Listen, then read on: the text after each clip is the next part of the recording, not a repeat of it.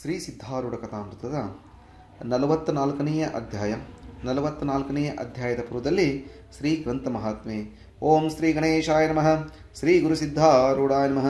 4 ವೇದ, 6 ಶಾಸ್ತ್ರ, 18 ಪುರಾಣ, 28 ದಿವ್ಯ ಆಗಮಗಳ ಸರ್ವಸಾರಭೂತವಾದ ಶ್ರೀ ಸಿದ್ಧ ಪುರುಷನ ಈ ಪವಿತ್ರವಾದ ಚರಿತ್ರೆಯನ್ನು ನಿತ್ಯವೂ ಶ್ರದ್ಧೆಯಿಂದ ಓದುವ, ಕೇಳುವ, ಪೂಜಿಸುವ ಸರ್ವ ಭಕ್ತರಿಗೆ ಧರ್ಮ, ಅರ್ಥ, ಕಾಮ, ಮೋಕ್ಷಗಳು ಸಿದ್ಧಿಸುವವು.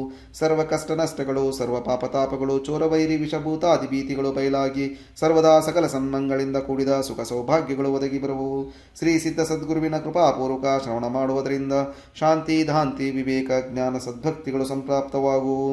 ಈ ಗ್ರಂಥವನ್ನು ತನ್ನ ಇಷ್ಟದೇವತಾ ಮಂತ್ರದೊಡನೆ ಗಂಧ, ಅಕ್ಷತಾ, ಧೂಪ, ದೀಪ, ನೈವೇದ್ಯಗಳಿಂದ ಪೂಜಿಸಿ ಪ್ರತಿ ಅಧ್ಯಾಯದ ಪ್ರಾರಂಭದಲ್ಲಿ ಗ್ರಂಥ ಮಹಿಮೆಯನ್ನು ಪಠಿಸಿ ಸ್ಮರಿಸಿ ನಂತರ ಪಾರಾಯಣ ಮಾಡಿ ಮಂಗಳ, ವಿಭೂತಿ, ಪ್ರಸಾದಗಳನ್ನು ಭಕ್ತಿಯಿಂದ ಸ್ವೀಕರಿಸುವುದು ಶ್ರೇಷ್ಠರ ಸಂಪ್ರದಾಯವಾಗಿದೆ. ಇತಿ ಗ್ರಂಥ ಮಹಾತ್ಮೆ ಸಮಾಪ್ತಿ. ಓಂ ತತ್ಸತ್. ವಿರತಿಯಿಂದಲೇ ಸಿದ್ಧ ಚರಣಕ್ಕೆ ಬಂದ ಶಾಸ್ತ್ರಿಗೆ ಪ್ರೇಮದಿ ಗುರುವರನ ತೋರಿಸಿದ ನಾಥನ ವರ್ಣವಿಧಿಗಳ ಲಕ್ಷದಿ ರಾಮನಾಮದ ಜಪದಿ ಸಾಕ್ಷಾತ್ ರಾಮ ದರ್ಶನ ಪಡೆದನು. ಪ್ರೇಮದಿಂದಲೇ ಸ್ತ್ರೀ ಪುರುಷ ಬಾಲಕರಿಗೆ ಜಪಕನಾದನು. ಬಾಲಕರಿಗೆ ಜಪಕನುವಾದನು. ಬಾಲಕರಿಗೆ ಜಪಕನುವಾದನು. ಶ್ರೀ ಸಿದ್ಧಾರೂಢ ಕೃಪಾಸಾಗರನು ಭಕ್ತರಿಗೆ ಅತ್ಯಂತ ಉದಾರನು, ಅಭಕ್ತರಿಗೆ ಕರುಣಾಕರನು, ಮುಮುಕ್ಷು ಜನರಿಗೆ ಜ್ಞಾನದಾತಾರನು ಆಗಿರುವನು. ಇಂಥವನಿಗೆ ನಮಸ್ಕರಿಸಿ ಅನುದಿನದಲ್ಲಿ ಕರ್ಮವನ್ನು ಆರಂಭಿಸತಕ್ಕದ್ದು. ಅಂದರೆ ಎಲ್ಲ ವಿಘ್ನಗಳು ದೂರವಾಗಿ ಕಾರ್ಯಸಿದ್ಧಿಯಾಗುವುದು. ಈತನ ಚಿಂತನೆಯಿಂದ ಸರ್ವಪ್ರಾಪ್ತಿಯು, ಈತನ ದರ್ಶನದಿಂದ ಜಗತ್ತಿನೊಳಗೆ ಕೀರ್ತಿಯು, ಈತನಿಗೆ ನಮಿಸುವುದರಿಂದ ಭಕ್ತರಿಗೆ ಈ ಲೋಕದಲ್ಲಿ ಸರ್ವ ಮನೋರಥಗಳು ಸಿದ್ಧಿಸುವವು. ನಿನಗೆ ದ್ರವ್ಯ ಬೇಕಾದರೆ ಸಿದ್ಧ ಚರಣಗಳಿಗೆ ಶರಣು ಹೋಗಬೇಕು. ಯಾಕೆಂದರೆ ಈ ಸಿದ್ಧರಿಗೆ ಭಜಿಸುವುದರಿಂದ ಸರ್ವ ಕಾಮನೆಗಳು ಪೂರ್ಣವಾಗುವವು. ಜ್ಞಾನಕ್ಕೆ ಎಲ್ಲಿಯೂ ಸ್ಥಾನ ಸಿಗಲಿಲ್ಲ ಎಂದು ಸಿದ್ಧರು ಅದಕ್ಕೆ ತನ್ನಲ್ಲೇ ಆಶ್ರಯ ಕೊಡುವಂತರಾದರು. ಜ್ಞಾನವನ್ನು ಜಯಿಸುವಂಥವರು ಗುರುಚರಣದಲ್ಲಿ ಭಾವವನ್ನು ಧರಿಸಿದ್ದಾದರೆ ಅದು ಪ್ರಾಪ್ತಿಯಾಗುವುದು. ಜ್ಞಾನರತ್ನಗಳಿಂದ ಧರಿಸಿದ ಸಾಗರವಾಗಿರುವ ಈ ಸದ್ಗುರು ಚರಿತ್ರವನ್ನು ಈಗ ಸಾದರ ಚಿತ್ತದಿಂದ ಶ್ರವಣ ಮಾಡಿರಿ.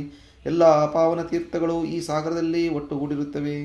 ಸರ್ವ ಭಕ್ತರಲ್ಲಿ ಅಗ್ರಗಣ್ಯಾಗಿಯೂ, ಸಂತರೊಳಗೆ ಮುಕುಟಮಣಿಯಾಗಿಯೂ, ಜ್ಞಾನಿಗಳಲ್ಲಿ ಶಿರೋಮಣಿಯಾಗಿಯೂ ಗುಣಕಣಿಯಾದ ತಮ್ಮಣ್ಣ ಶಾಸ್ತ್ರಿ ಇರುವನು. ಈತನ ಮೂಲಸ್ಥಾನವು ನವಲಗುಂದ ಗ್ರಾಮವು ಹುಬ್ಬಳ್ಳಿ ಒಳಗೆ ಬಂದು ಮಹಾಪ್ರೇಮೋ ದೀಪನವಾಗುವ ರೀತಿಯಿಂದ ಪುರಾಣ ಹೇಳುತ್ತಾ ಅಸಂಖ್ಯ ಜನರನ್ನು ಇವನು ಉದ್ಧರಿಸುತ್ತಿರುವನು. ಇಂಥ ಅಭಂಗವಾದ ಪ್ರೇಮವುಳ್ಳ ತಮ್ಮಣ್ಣ ಶಾಸ್ತ್ರಿಯು ಪುರಾಣ ನಿರೂಪಣೆ ಮಾಡುತ್ತಿರುವಾಗ ಪ್ರೇಮ ರಂಗವೇ ಉದ್ಭವಿಸಿ ಭೋಳ ಭಾವಿಕ ಜನರಿಗೆ ಈ ಪುರಾಣ ಶ್ರವಣವು ಉತ್ತಮ ರೀತಿಯಿಂದ ಪಾರಕವಾಗುತ್ತಿರುವುದು. ನಿರ್ವಿಮಾನವೇ ಮೂರ್ತಿ ಅಂತವೆಂಬಂತೆ ಆತನಿದ್ದು ಅಖಂಡಿತವಾದ ವೈರಾಗ್ಯಯುಕ್ತನಾಗಿ ಸಮಸ್ತ ವಾಸನೆಗಳು ಸುಟ್ಟಿರುವನು. ಆದರೂ ಲೋಕದಲ್ಲಿ ವಿರಕ್ತಿ ಪ್ರಕಟ ಮಾಡುವುದಕ್ಕೋಸ್ಕರ ಶಾಸ್ತ್ರಿಯು ವೈರಾಗ್ಯಭರಿತನಾಗಿ ಒಮ್ಮೆ ಶ್ರೀ ಸಿದ್ಧಾರೂಢರ ಬಳಿಗೆ ಬಂದು ಬಹುದೀನ ಭಾವದಿಂದ ಅವರ ಚರಣಕ್ಕೆರಗಿ, ಹೇ ಸಿದ್ಧಾರೂಢನೇ, ನೀನು ಜ್ಞಾನರಾಶಿ ಇದ್ದಿ ಮೋಕ್ಷ ಜನರಿಗೆ ನೀನು ಆಶ್ರಯ ಸ್ಥಾನವಾಗಿದ್ದು ನಿನ್ನ ಚರಣಾಶ್ರಯವನ್ನು ಹೊಂದಿ ಅವರು ಅಭಂಗವಾದ ಪದಕ್ಕೆ ಪ್ರಾಪ್ತರಾಗುವರು. ಸಂಸಾರದಲ್ಲಿ ರೀತಿಯನ್ನು ಹೊಂದಿದವರಿಗೆ ನಿನ್ನ ಹೊರತು ಸರ್ವತಾ ಗತಿ ಇಲ್ಲವೆಂದು ನಿನ್ನ ಅಗಾಧ ಕೀರ್ತಿಯನ್ನು ಕೇಳಿ ನಾನು ನಿನ್ನ ಚರಣಕ್ಕೆ ಶರಣು ಬಂದಿರುವೆನು. ನಾನು ಸಂಸಾರದೊಳಗೆ ಬಹಳ ತಪ್ತನಾದೆ. ಅದರೊಳಗೆ ಕಿಂಚಿತ್ ಮಂತ್ರವಾದರೂ ಸುಖ ಇಲ್ಲವು. ಆದರೆ ಏನು ಮಾಡಿದರೂ ಅದು ಬಿಡುವೆನೂ ಇಲ್ಲ ಎಂದು ತಿಳಿದು ನಿನ್ನನ್ನೇ ಮೊರೆ ಹೊಕ್ಕಂತ ನನ್ನನ್ನು ಉದ್ಧರಿಸಬೇಕು ಎಂದು ಪ್ರಾರ್ಥಿಸಿದನು. ಈ ಪ್ರಕಾರ ಕರುಣಾವಚನವನ್ನು ಕೇಳಿ ಆ ಸಿದ್ಧದಯಾಗನನು ಕೃಪೆಯಿಂದ ದ್ರವಿಸುವಂತವನಾಗಿ ತಮ್ಮಣ್ಣ ಶಾಸ್ತ್ರಿಯನ್ನು ಕುರಿತು ಈ ಪ್ರಕಾರ ಅಮೃತ ವಚನವನ್ನು ವರ್ಷಿಸುವಂತನಾದನು. ಕೇಳಪ್ಪ ತಮ್ಮಣ್ಣ ಶಾಸ್ತ್ರಿಯೇ, ನೀನು ಈ ಧರಿತ್ರಿಯಲ್ಲಿ ವೈರಾಗ್ಯದ ಮೂರ್ತಿಯೇ ಇರುವಿ. ಅಂತ್ಯದೊಳಗೆ ನಿತ್ಯ ಜ್ಞಾನರೂಪವಾಗಿ ವರ್ತಿಸುತ್ತಿದ್ದರು. ಬಾಹ್ಯದಲ್ಲಿ ನರವೇಷ ಇರುವುದರಿಂದ ಆ ವೇಷಕ್ಕೆ ತಕ್ಕ ಆಚರಣೆ ಇರಬೇಕೆಂದು ಜನರಿಗೆ ದಾರಿ ತೋರಿಸಿ ತಾನು ನಡೆದು ಈ ಪ್ರಕಾರ ಜನರನ್ನು ಉದ್ಧರಿಸಬೇಕೆಂದು ಉಭಯ ಉದ್ದೇಶದಿಂದ ವೈರಾಗ್ಯವನ್ನು ಕೈಕೊಂಡಿರುತ್ತಿ ಶ್ರೀರಾಮನು ವಸಿಷ್ಠನನ್ನು ಗುರು ಮಾಡಿಕೊಂಡನು. ಹಾಗೆಯೇ ಶ್ರೀಕೃಷ್ಣನಾದರೂ ಸಾಂದೀಪನನ್ನು ಗುರು ಮಾಡಿಕೊಂಡನು. ಮಹಾಪುರುಷರಿಗಾದರೂ ಗುರು ಬೇಕೇ ಬೇಕು ಎಂದು ತೋರಿಸುವಂತರಾದರು. ಜನರ ಉದ್ಧಾರಕ್ಕೋಸ್ಕರ ವೈರಾಗ್ಯವನ್ನು ಆಚರಿಸಿ ತೋರಿಸುತ್ತಿ ಎಂದು ನನಗೆ ಬಹಳ ಆನಂದವಾಗುತ್ತದೆ. ಆಚರಣೆಗಿಂತ ಅಧಿಕ ಉಪದೇಶವೇ ಇಲ್ಲ. ಈಗ ನಾನು ಹೇಳುವ ಪ್ರಕಾರ ಮಾಡು. ಗೊಂದದಲೇಪುರದಲ್ಲಿ ಬ್ರಹ್ಮಚೈತನ್ಯ ಮಹಾರಾಜರಿರುವರು. ಧರಿತ್ರಿಯೊಳಗೆಲ್ಲ ಕೀರ್ತಿಯಿಂದ ತುಂಬಿದಂಥ ಆ ಮಹಾತ್ಮರಿಗೆ ನೀನು ಶರಣು ಹೋಗು. ನಾನು ತಿರಸ್ಕರಿಸಿದೆನೆಂದು ತಿಳಿಯಬಾರದು. ಲೋಕ ಸಂಗ್ರಹಾರ್ಥವಾಗಿ ಹೀಗೆ ಹೇಳಿರುವೆನು. ಯಾಕೆಂದರೆ ಅಜ್ಞಾನಿ ಜನರ ವರ್ತನವನ್ನು ಬಲ್ಲವರು ರಕ್ಷಿಸತಕ್ಕದ್ದೆಂದು ಶ್ರೀಕೃಷ್ಣನು ಗೀತೆಯೊಳಗೆ ಹೇಳಿರುತ್ತಾನೆ. ಇಂಥ ಅಮೃತ ವಚನವನ್ನು ಕೇಳಿ ಶಾಸ್ತ್ರಿಗೆ ಮನಸ್ಸಿನಲ್ಲಿ ಬಹಳ ಆನಂದವಾಯಿತು. ಅನಂತರ ಸಿದ್ಧಚರಣವನ್ನು ಮಸ್ತಕದಿಂದ ವಂದಿಸಿ ಆಶೀರ್ವಾದವನ್ನು ಪಡೆದುಕೊಂಡು ಹೋಗುವಂತರಾದರು. ಹರಿಭಕ್ತ ಪರಾಯಣನಾದ ತಮ್ಮಣ್ಣ ಶಾಸ್ತ್ರಿಯು ಗೊಂದವಲೆ ಕ್ಷೇತ್ರಕ್ಕೆ ಹೋಗಿ ಆ ಮಹಾರಾಜರಿಗೆ ಭೇಟಿಯಾಗಿ ದೀನಭಾವದಿಂದ ನಮನ ಮಾಡಿದನು. ತನ್ನ ವೃತ್ತಾಂತವನ್ನೆಲ್ಲ ನಿವೇದಿಸಿ, ಹೇ ದಯಾಳುವಾದ ಸದ್ಗುರುವೇ, ನಿನ್ನನ್ನೇ ಕುರಿತು ಶರಣು ಬಂದಿದ್ದೇನೆ. ದೀನನಾಥನಾಗಿ ಸದ್ಗುರು ರಾಜನಾದಂಥ ನೀನೇ ನನ್ನ ಹಿತ ಏನೆಂಬುದನ್ನು ನನಗೆ ತಿಳಿಸಬೇಕು ಎಂದು ನಮ್ರ ಭಾವದಿಂದ ಅಂದ ಕರುಣಾವಚನವನ್ನು ಕೇಳಿ ಆ ಕೃಪಾಕರನು ಆತನ ಅಧಿಕಾರ ತಿಳಿದು ಶಾಸ್ತ್ರಿಯನ್ನು ಕುರಿತು ಅಮೃತ ತುಲ್ಯವಾದ ವಾಣಿಯಿಂದ, ನಿನ್ನ ಸ್ಥಾನವಾದ ಹುಬ್ಬಳ್ಳಿಯಲ್ಲಿ ಸಿದ್ಧಾರೂಢ ಮಹಾರಾಜರು ಇರುತ್ತಾರೆ, ಅವರೇ ನಿನ್ನನ್ನು ಇಲ್ಲಿಗೆ ಕಳುಹಿಸಿರುವರು. ಹಾಗಾದರೆ ಶ್ರೀರಾಮ ಜಯರಾಮ್ ಜಯ ಜಯರಾಮ್ ಎಂಬ ತ್ರಯೋದಕ್ಷರಿ ಮಂತ್ರವನ್ನು 13 ಲಕ್ಷ ಸರ್ತಿ ಜಪಿಸುವ ನೇಮ ಮಾಡಿದರೆ ಭವಭ್ರಮವು ನಿರಸನವಾಗುವುದು ಎಂದು ಉಪದೇಶಿಸಿದರು. ಕೂಡಲೇ ಶಾಸ್ತ್ರಿಯು ಏಕಾಂತದಲ್ಲಿ ಹೋಗಿ ಏಕಾಗ್ರಚಿತ್ತದಿಂದ ಆ ಮಂತ್ರದ ಪುನರುಚ್ಚಾರಣೆಯನ್ನು ಆರಂಭ ಮಾಡಿದರು. ಜಪಾಂತ್ಯದಲ್ಲಿ ಪ್ರತ್ಯಕ್ಷ ಶ್ರೀರಾಮನೇ ಬಂದು ಶಾಸ್ತ್ರಿಗೆ ದರ್ಶನವನ್ನು ಕೊಡುವಂತನಾದನು. ಕೋಟಿ ಸೂರ್ಯ ಪ್ರಕಾಶದಂಥ ದಿವ್ಯಜ್ಯೋತಿಯಿಂದ ವ್ಯಾಪಿಸುವಂಥ ಶ್ರೀರಾಮಮೂರ್ತಿಯು ಕಾಣಿಸುತ್ತಿತ್ತು. ತತ್ಕಾಲ ಶಾಸ್ತ್ರಿಗೆ ದೇಹಭಾವು ತಪ್ಪಿ ಸಮಾಧಿ ಸ್ಥಿತಿಯನ್ನು ಹೊಂದಿದನು. ಶ್ರೀರಾಮದೇವರನ್ನು ನೋಡುತ್ತಾ ನೋಡುತ್ತಾ ಒಂದು ಗಳಿಗೆ ಪರ್ಯಂತ ದೇಹವನ್ನು ಮರೆತನು. ಆಮೇಲೆ ಇದೇ ಪ್ರಕಾರ ನಿತ್ಯದಲ್ಲಿಯೂ ದರ್ಶನ ಲಾಭವಾಗಬೇಕು, ನನ್ನ ಜೀವಕ್ಕೆ ಮತ್ತೇನು ಒಲ್ಲೆ ಎಂದು ಅಂದದ್ದಕ್ಕೆ ಶ್ರೀರಾಮನು ನನ್ನ ನಾಮದಿಂದಲೇ ದರ್ಶನ ಪ್ರಾಪ್ಯವು ಎಂದು ಆಶ್ವಾಸನವನ್ನಿತ್ತನು. ಆಗ ಶಾಸ್ತ್ರಿಯು ಆ ದೇವನಿಗೆ ನಮಸ್ಕಾರ ಮಾಡಿದನು. ಕೂಡಲೇ ಆ ರಾಮಮೂರ್ತಿಯು ಅಂತರ್ಧಾನವಾಯಿತು. ಸದ್ಗುರು ಕೃಪೆಯಿಂದ ಸಾಕ್ಷಾತ್ಕಾರವನ್ನು ಹೊಂದಿ ಆ ಮಹಾರಾಜರು ಚರಣಗಳಲ್ಲಿ ಶಿರವನ್ನಿಟ್ಟು ನಮಸ್ಕರಿಸುವಾಗೆ ಶಾಸ್ತ್ರೀಯ ಹೃದಯದಲ್ಲಿ ಅಪಾರ ಪ್ರೇಮವು ಉಂಟಾಗಿ ನೇತ್ರಗಳಿಂದ ಜಲಧಾರೆಗಳು ಸುರಿಯುವಂತವಾದವು. ಹಾಗೆ ಶಾಸ್ತ್ರಿಯನ್ನು ಕುರಿತು ಬ್ರಹ್ಮಚೈತನ್ಯ ಮಹಾರಾಜರು, ನಿನ್ನನ್ನು ಸಚ್ಚಿದಾನಂದರ ಸಿದ್ಧಾರೂಢರು ಇಲ್ಲಿಗೆ ಕಳುಹಿಸಿದರು. ಆದ್ದರಿಂದ ನಿನಗಾದರೂ ಸಚ್ಚಿದಾನಂದ ಈ ನಾಮವನ್ನು ಕೊಟ್ಟಿರುತ್ತೇನೆ. ಈಗ ಹೋಗು, ಜನರನ್ನು ಉದ್ಧರಿಸುವಂತನಾಗು ಎಂದು ಹೇಳಿದರು. ಅನಂತರ ಸದ್ಗುರು ಆಜ್ಞೆಯನ್ನು ಪಡೆದುಕೊಂಡು ಶಾಸ್ತ್ರಿಯು ಬಳ್ಳಿಗೆ ತಿರುಗಿ ಬಂದು ಅನನ್ಯ ಭಾವದಿಂದ ಸಿದ್ಧಾರೂಢರ ಚರಣಗಳಿಗೆ ನಮಸ್ಕರಿಸಿ, ಹೇ ದಯಾಳನೇ, ನಿನ್ನ ಆಜ್ಞೆಯಿಂದ ಹೋದ ಕೂಡಲೇ ಸದ್ಗುರುಗಳು ನನಗೆ ತ್ರಯೋದಶ ಅಕ್ಷರಿ ಮಂತ್ರವನ್ನು ಉಪದೇಶಿಸಿದರು. ಅದರಿಂದ ನಾನು ಕೃತಕೃತ್ಯನಾದೆನು. ನಿನ್ನವೇ ಎಲ್ಲ ರೂಪಗಳಿರುವು ಎಂದು ನನಗೆ ಪ್ರತೀತಿಯಾಗಿರುತ್ತದೆ. ಈಗ ಚಿತ್ತದಲ್ಲಿ ನಿರ್ವಿಮಾನ ಸ್ಥಿತಿ ಬರುವುದಕ್ಕೆ ನನಗೆ ಯುಕ್ತಿಯನ್ನು ತೋರಿಸಬೇಕಾಗಿರುತ್ತದೆ ಎಂದು ಪ್ರಾರ್ಥಿಸಿದನು. ಆಗ ಸಿದ್ಧಾರೂಢರು ನಗುತ್ತಾ, ಲೋಕ ಸಂಗ್ರಹಾರ್ಥ ಏನಾದರೂ ಮಾಡಬೇಕು, ಮನೆ ಮನೆಗೆ ಭಿಕ್ಷಾರ್ಥಿಯಾಗಿ ಹೋಗಿ ಭಿಕ್ಷೆ ಲಭಿಸಿದ್ದರಿಂದ ಅನ್ನ ಸಂತರ್ಪಣೆ ಮಾಡಿಸಬೇಕು ಎಂದು. ಅದಕ್ಕೆ ಸಚ್ಚಿದಾನಂದನು, ಹಾಗಾದರೆ ಭಿಕ್ಷೆ ಬೇಡಿ ಸಂಗ್ರಹ ಮಾಡಿಕೊಂಡು ಶ್ರೀದಾಸ ನವಮಿ ಉತ್ಸವ ಆರಂಭಿಸಿ ಆ ಕಾಲದಲ್ಲಿ ಅನ್ನ ಸಂತರ್ಪಣೆ ನಡೆಸುವೆನು ಎಂದು ಉತ್ತರ ಕೊಟ್ಟನು.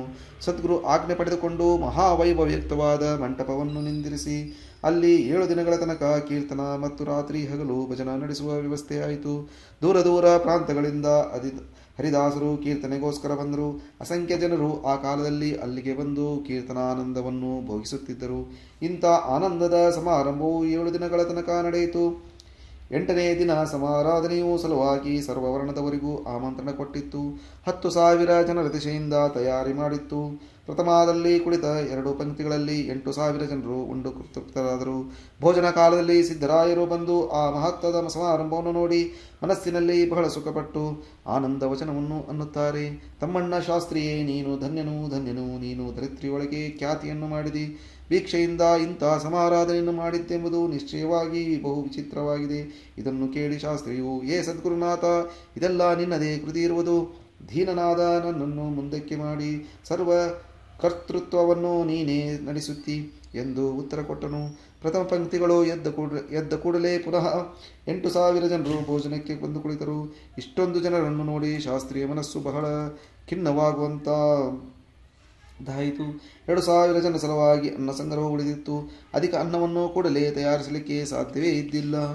ಈಗ ಏನು ಮಾಡಬೇಕೆಂಬುದು ವಿಚಾರವು ಸೂಚಿಸದೆ ಶಾಸ್ತ್ರಿಯು, ಹೇ ಸದ್ಗುರುರಾಯನೇ, ನಿನ್ನ ಕಾರ್ಯವನ್ನು ನೀನೇ ಸಂಭಾಳಿಸು ಎಂದು ಹೇಳಿ ಸಿದ್ಧ ಸದ್ಗುರುಗಳನ್ನು ಕರೆದುಕೊಂಡು ಪಾಕಶಾಲೆಗಳಿಗೆ ಹೋದನು.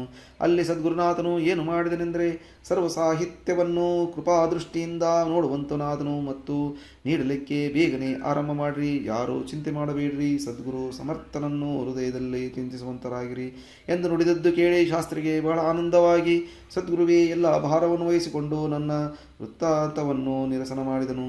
ಸಹಾಯಕನಾಗಿ ಸದ್ಗುರುನಾಥನು ಬಂದನು. ಬಡಿಸಲಿಕ್ಕೆ ಇನ್ನು ಬೇಗನೆ ತಕ್ಕೊಳ್ಳಿರಿ ಎಂದು ಅಂದನು. ನೀಡಲಿಕ್ಕೆ ಆರಂಭಿಸಿ ಕುಳಿತವರಿಗೆಲ್ಲ ಯಥೇಷ್ಟ ಭೋಜನವನ್ನು ನೀಡಿದನು. ಪುನಃ ಅನ್ಯಾದಿ ಪದಾರ್ಥಗಳನ್ನು ಬಡಿಸಲಿಕ್ಕೆ ಹೊಯ್ದನು. ಅಷ್ಟೂ ಜನರು ಊಟ ಮಾಡಿ ಎದ್ದರೂ ಅನ್ನ ಸಂಗ್ರಹವು ಇನ್ನೂ ಉಳಿದಿತ್ತು. ನೀಡುವವರ ಭೋಜನವಾದ ನಂತರ ಎಲ್ಲ ಪದಾರ್ಥಗಳು ತೀರಿದವು. ಈ ಅದ್ಭುತವಾದ ಚಮತ್ಕಾರವನ್ನು ನೋಡಿ ಎಲ್ಲರೂ ಆಶ್ಚರ್ಯಚಕಿತರಾದರು. ಶಾಸ್ತ್ರಿಗೆ ಅತ್ಯಂತ ಆನಂದವಾಗಿ, ಯಾವಾತನ ಕೃಪೆಯಿಂದ ಭಕ್ತರೆಲ್ಲರೂ ನಿಶ್ಚಿಂತರಾಗಿರುವರು, ಆ ಸದ್ಗುರುವನ್ನು ಸ್ತುತಿಸುವಂತವರಾದರು. ಅನಂತರ ಸದ್ಗುರುಗಳು ಸಿದ್ಧಾಶ್ರಮಕ್ಕೆ ಹೋದರು. ಭಕ್ತರೆಲ್ಲರೂ ತಮ್ಮ ತಮ್ಮ ಗೃಹಕ್ಕೆ ಹೋಗುವಂತರಾದರು. ಇರಲಿ, ಲೋಕೋದ್ಧಾರ ಕರ್ತವ್ಯಗಳು ಏನೇನು ಮಾಡತಕ್ಕವೆ ಎಂದು ತಮ್ಮಣ್ಣ ಶಾಸ್ತ್ರಿಯು ಚಿಂತಿಸುತ್ತಿರುವನು. ಒಂದಾನೊಂದು ದಿವಸ ಸಿದ್ಧಾರೂಢರ ಬಳಿಗೆ ಬಂದು, ಸದ್ಗುರುನಾಥನೇ, ನನ್ನ ಬುದ್ಧಿಗೆ ಒಂದು ಯುಕ್ತಿ ಹೊಳೆದಿವೆ.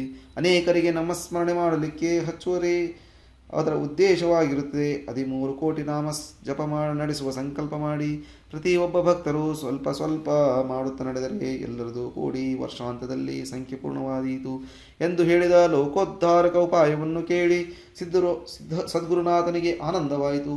ಆಗ ಸಿದ್ಧರ ಆಜ್ಞೆಯನ್ನು ಪಡೆದುಕೊಂಡು ಶಾಸ್ತ್ರಿಯು ತಮ್ಮಲ್ಲಿ ಶ್ರವಣಕ್ಕೆ ಬರುವ ಸದ್ಭಕ್ತರನ್ನು ಕುರಿತು ಕ್ಷಾಕ್ಷರಿ ತಾರಕ ಮಂತ್ರವನ್ನು ನಿತ್ಯದಲ್ಲಿಯೂ ಶಕ್ತಾನುಸಾರ ಜಪಿಸಿ ಪ್ರತಿ ಒಬ್ಬರ ಸಂಖ್ಯೆಯನ್ನು ಹಚ್ಚಿಕೊಂಡು ಎಲ್ಲರೂ ಕೂಡಿ 13 ಕೋಟಿ ಮಾಡಬೇಕು ಎಂದು ಹೇಳಿದ್ದು ಕೇಳಿ ಭಕ್ತರೆಲ್ಲರೂ ತಮ್ಮ ತಮ್ಮ ಹೆಸರುಗಳನ್ನು ಕೊಟ್ಟರು. ಶಾಸ್ತ್ರಿಯು ಅವರನ್ನು ಬರೆದುಕೊಂಡನು. ಪ್ರತಿದಿನ ಬೆಳಗ್ಗೆ ಒಂದು ಪೂರ್ವ ದಿವಸದ ಜಪ ಸಂಖ್ಯೆಯನ್ನು ಶಾಸ್ತ್ರಿಗೆ ನಿವೇದಿಸುವರು.